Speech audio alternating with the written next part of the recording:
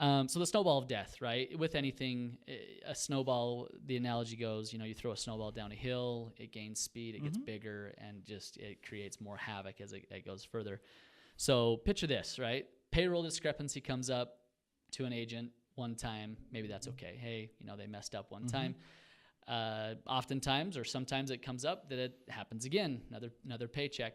And a lot of times, right, people, if they're obviously, depending on the person, if they don't keep track of their finances, they're living paycheck to paycheck, whatever the circumstances may be. That money is their money, and they want their money on the day they expect it.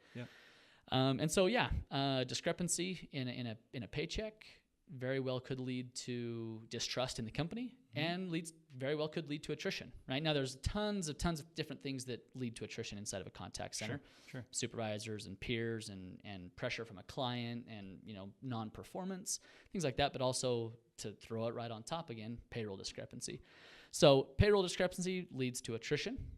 Attrition leads to high costs, right, for the call center. So either way, somebody walks out the door because of a payroll discrepancy, and there you go. You have to hire another person, and we all know that it costs. I think I don't want to say any numbers here, but because it's going to change depending on industry and depending on where cost of living where you live.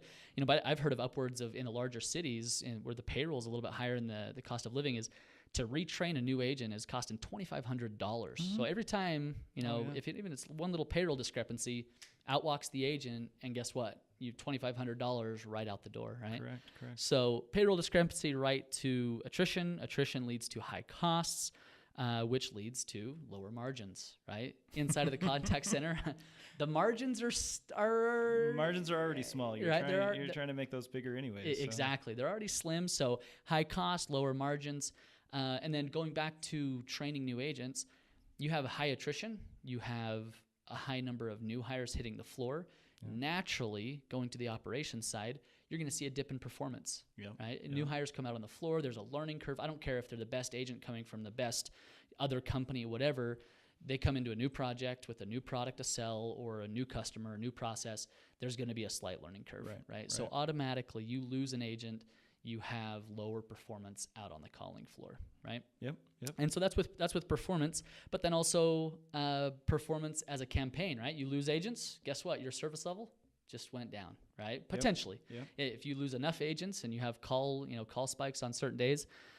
So what I'm trying to get at here is, as you can see, that as the snowball rolls and rolls and rolls and rolls, not tying all attrition back to payroll discrepancies. There's a lot that goes into it, but definitely if you can minimize payroll discrepancies, I can imagine it goes a long ways in helping lower that attrition.